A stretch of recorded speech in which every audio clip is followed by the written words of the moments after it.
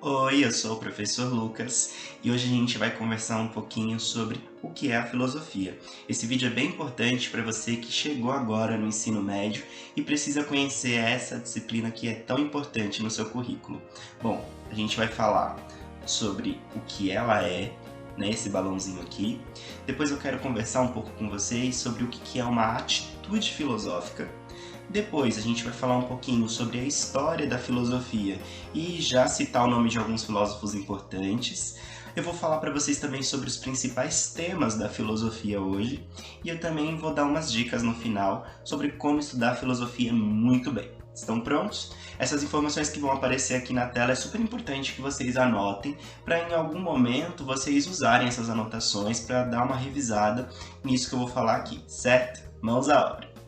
Bom, quando a gente fala sobre o que é a filosofia, é importante a gente relembrar que a filosofia ela sempre trabalha com questões e ela sempre trabalha com dúvidas. Dúvidas e questões são coisas que nós humanos temos o tempo inteiro, né? Eu vou citar um exemplo muito famoso, né, de uma série que o Netflix produziu e que ficou em alta por um tempo. Essa série é Sex Education.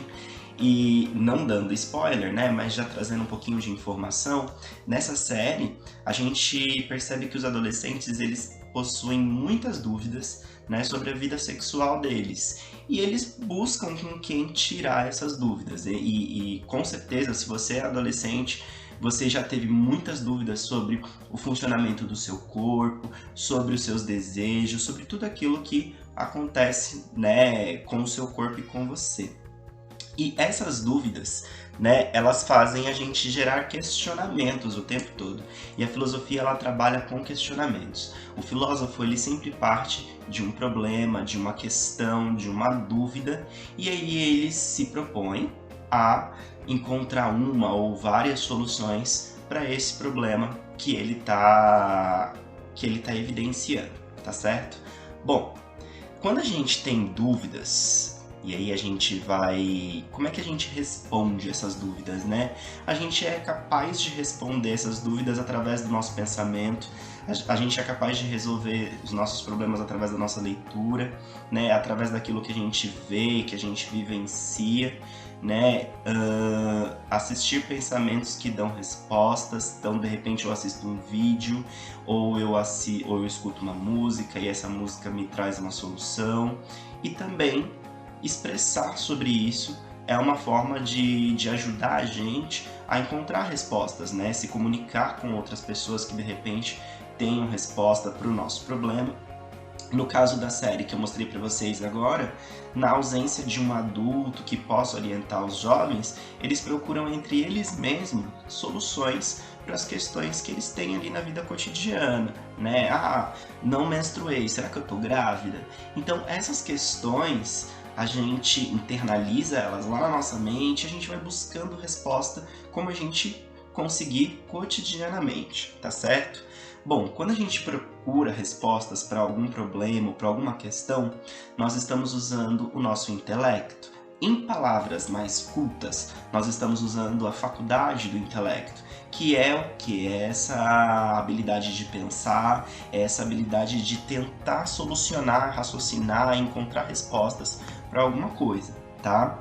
Vocês diriam que quanto mais a gente exercita o nosso intelecto, mais sábio a gente fica?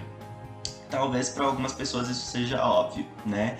Quanto mais a gente se esforça em procurar respostas, em buscar respostas para as coisas, melhor, né, as condições do nosso cérebro e melhor o nosso cognitivo, tá?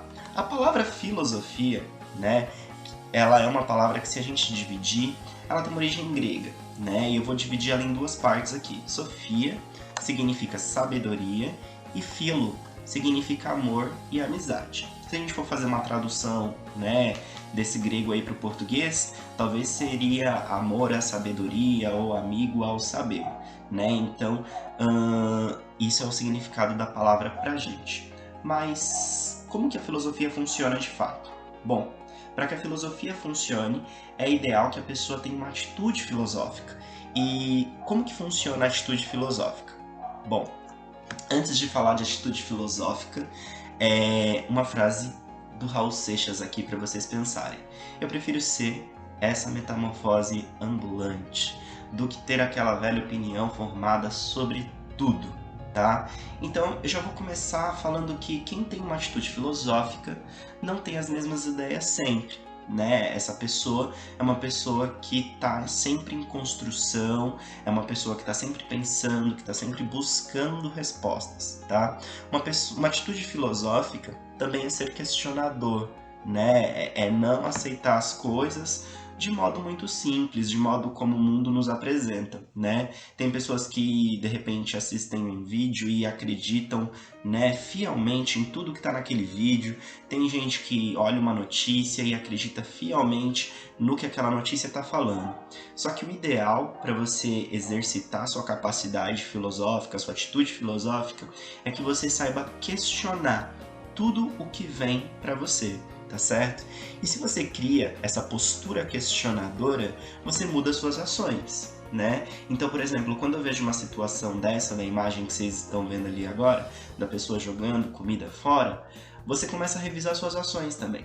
Às vezes você vai falar assim, eu não vou pegar muita comida, mas eu não vou pegar muita comida porque eu não quero desperdiçar, porque eu não quero jogar fora. Então, ser questionador, pensar sobre aquilo que acontece ao nosso redor e não simplesmente aceitar as coisas, isso faz com que nós mudemos as nossas ações, né? E a gente pode mudar também alguns sentidos que a gente tem sobre as coisas, né? Existem muitas piadas com o sexo feminino, tipo, mulher é o sexo frágil, a mulher é mais delicada, a mulher, ela é mais fraca do que o homem. Então, esses termos preconceituosos, pejorativos e por vezes até machistas, eles mudam de sentido quando você olha, por exemplo, para a mulher com outros olhos, né? A potência guerreira que uma mulher tem ao ser mãe, né? Ao ter jornada dupla, e às vezes a gente consegue, né? Pensando nessas outras características sobre a mulher, a gente consegue, né, desconstruir essa ideia de que a mulher é o sexo frágil, quando na verdade as mulheres parecem ser o sexo mais forte da sociedade por carregarem muito mais responsabilidades do que os homens, né? E ver dados, pesquisar coisas, eles ajudam, né, com que a gente melhore os nossos questionamentos. Esse daqui é um gráfico que diz o seguinte, né, a distribuição das indenizações por sexo. Então, quem recebe mais multa? São os homens ou são as mulheres? Então, segundo, né, esses dados aqui, 75% das multas de janeiro a outubro de 2018 foram multas destinadas a homem, enquanto 25% das multas foram destinadas à mulher. Então, por exemplo, quando a gente encontra aquelas frases preconceituosas de que mulher no trânsito, perigo constante, isso é facilmente desconstruído, né? E aí que cabe a importância da filosofia.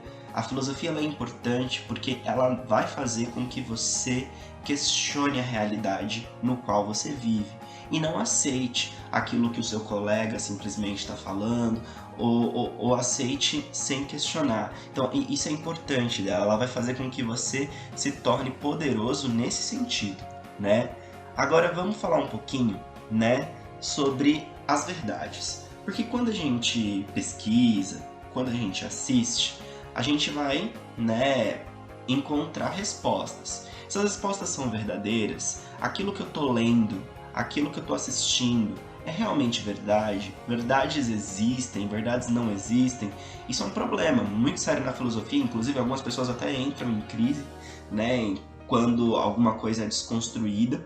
E aí eu quero falar uma coisa para vocês. Bom, para alguns questionamentos, vão existir sim, né, leis, teorias e verdades. Para outros questionamentos, isso não funciona muito bem, tá?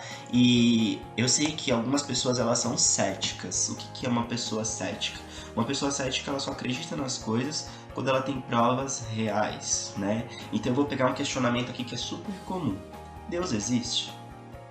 Bom, para esse questionamento, algumas pessoas céticas principalmente vão duvidar sempre, porque elas não têm às vezes provas reais e concretas que façam elas, né, acreditar na verdade de Deus existe.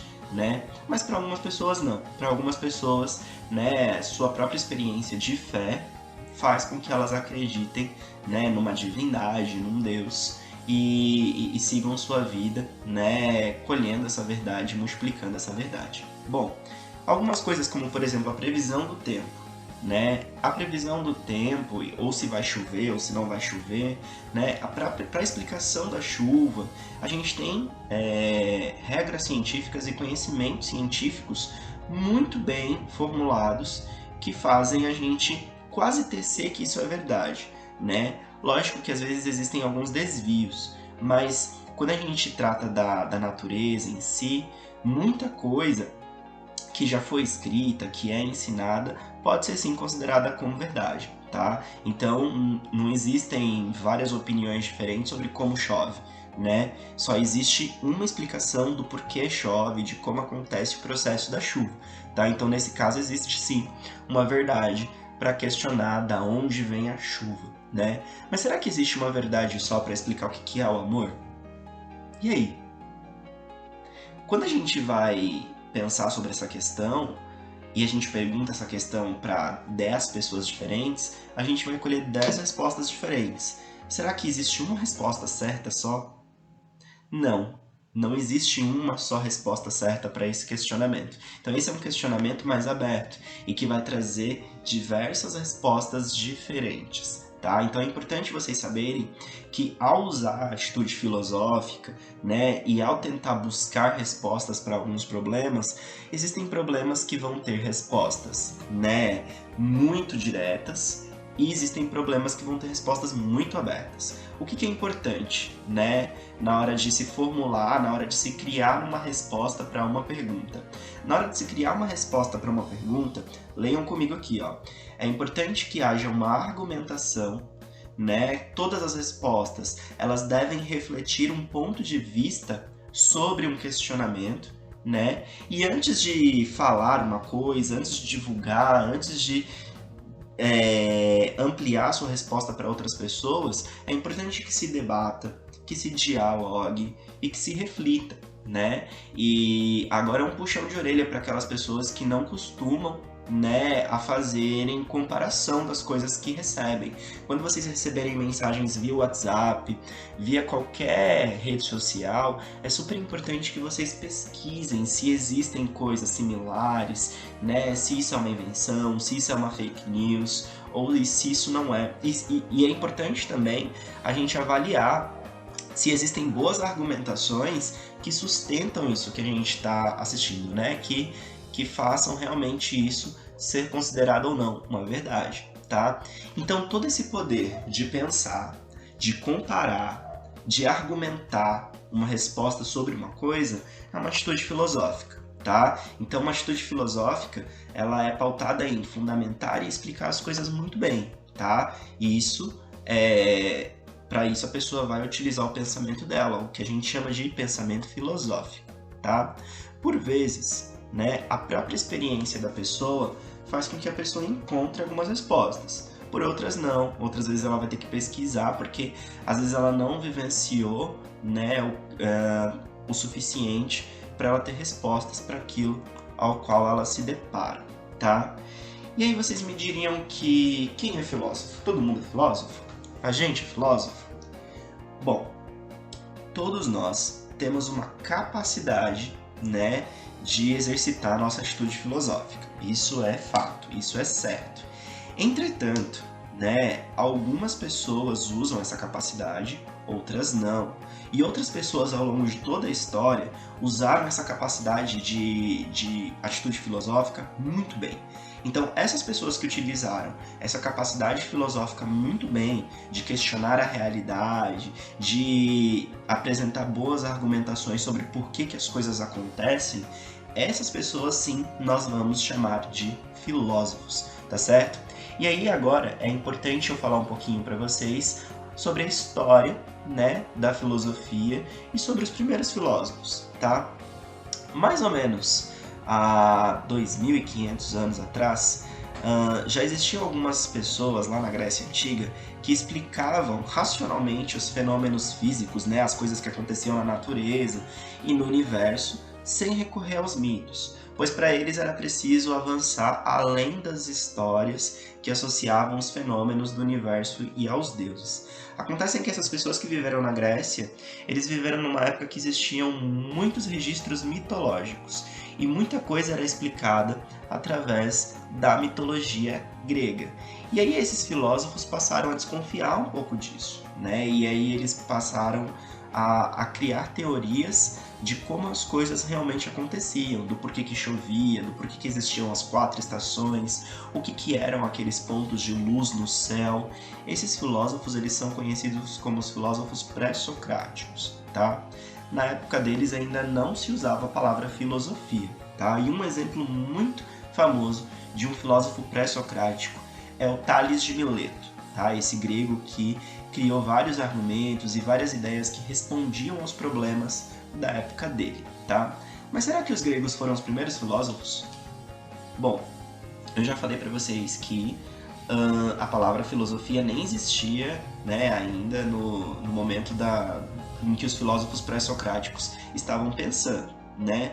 Um pouquinho mais próximo do Tales de Mileto, né, do período em que o Tales de Mileto viveu, a gente tem também um outro filósofo muito famoso, mas ele é de experiência chinesa, né, é o Confúcio. E aí fica de sugestão para vocês pesquisarem e saberem um pouquinho sobre o que o Confúcio pensava, né? E já existem estudos também que mostram que os egípcios, muito antes do Tales de Mileto e dos filósofos pré-socráticos, também já tentavam, né, explicar algumas coisas sobre a natureza, né, através da argumentação e não só através, né, da religiosidade. Bom, a palavra filosofia ela vai aparecer muito depois, né, dos filósofos pré-socráticos, do Confúcio e da filosofia egípcia. Essa palavra ela começa a aparecer, né, nos registros de um filósofo chamado Aristóteles. Ele que vai pela primeira vez utilizar a palavra filosofia, tá certo? Bom, dos filósofos gregos até agora já se passou muito tempo, né? E todo esse tempo foi organizado para que a gente entendesse quais os períodos a filosofia teve, né? A filosofia ela passou por alguns períodos em que ela era exercida de determinado modo por determinadas pessoas e aos poucos isso foi se alterando na história até os dias atuais. Então, sobre a história da filosofia, é importante que vocês saibam que ela é dividida nos seguintes períodos. A gente tem a filosofia na Antiguidade, né, que é uma filosofia mais voltada ao universo dos antigos gregos, dos antigos romanos e tudo que estaria anterior ao período medieval da história, tá? A gente tem também uma filosofia durante o período da Idade Média Europeia, né? E a gente tem logo em seguida um período da filosofia na Idade Moderna, em que ela, inclusive, né, passa a questionar demais a realidade e a realidade ao qual as pessoas viviam na Idade Média. A gente tem uma filosofia na Idade Contemporânea, e essa filosofia na Idade Contemporânea já é a filosofia do momento em qual nós vivemos. E alguns filósofos não gostam desse nome, né? Filosofia da Idade Contemporânea. Alguns filósofos também utilizam o termo de filosofia pós-moderna. E quando vocês estiverem no segundo e no terceiro ano do ensino médio, vai ser interessante vocês debaterem um pouquinho sobre se ela pode ser contemporânea, quando ela é contemporânea e quando ela é pós-moderna, tá bom? E aí é importante eu citar aqui uma coisa para vocês. Estamos em 2020, né? Muitos estudos estão sendo revisados e retomados e é importante a gente não excluir aqui, né, o legado do continente africano e o legado dos povos indígenas na explicação dos acontecimentos da vida cotidiana, nas explicações sobre os eventos naturais que acontecem na Terra, né, e na história de determinados grupos étnicos. E por que eu estou ressaltando isso? Porque esses períodos da filosofia que eu mostrei para vocês, né, eles foram criados tendo como base o continente europeu. E por várias vezes parece que a história dos nossos indígenas e do povo negro africano ela é excluída, né? E cabe aqui nesse vídeo, né, eu relembrar para vocês que existe filosofia africana e que existe filosofia indígena e que tudo isso está em estudo, né? E no futuro a gente vai ter, inclusive, eu espero, né, uma revisão nesses períodos filosóficos aí que eu mostrei para vocês. Bom, a filosofia ela não trabalha de qualquer jeito, tá? Existem métodos, né, de como que o pensamento pode ser organizado e de como que o pensamento pode ser divulgado para as pessoas. Eu vou citar aqui 2 métodos de exemplo, né, o empirismo e o racionalismo, e os métodos vocês vão aprendendo, né, no decorrer da trajetória da vida estudantil de vocês. Mas olha, por exemplo, o empirismo, né, ele justifica suas respostas tendo como base, né, experimentos, tendo como base, né, provas e evidências concretas que comprovem uma verdade, que comprovem um argumento, né, que o filósofo que está por trás está tentando defender. Enquanto o racionalismo, ele prova a sua fala, ele prova seu argumento através de raciocínio, né, mostrando o pensamento, discursando, né, falando sobre esse pensamento e mostrando, né, como as coisas estão conectadas umas às outras e por isso que isso é verdade ou por isso que isso é real. E é dessa forma que o método racionalista ele explica as coisas direitinho, tá? E o que acontece? Ao longo de toda a história, pessoas começam a pensar, né, sobre problemas e tentam achar resposta para alguns problemas. E depois de um tempo, outras pessoas vêm e continuam, né, pensando, né, na mesma linha que elas, né, tentando continuar os estudos daquela pessoa que pensou anteriormente dela. E aí eu vou citar como exemplo o Kant, né? Immanuel Kant é um filósofo. Ele pensou sobre várias questões políticas, sociais da época dele.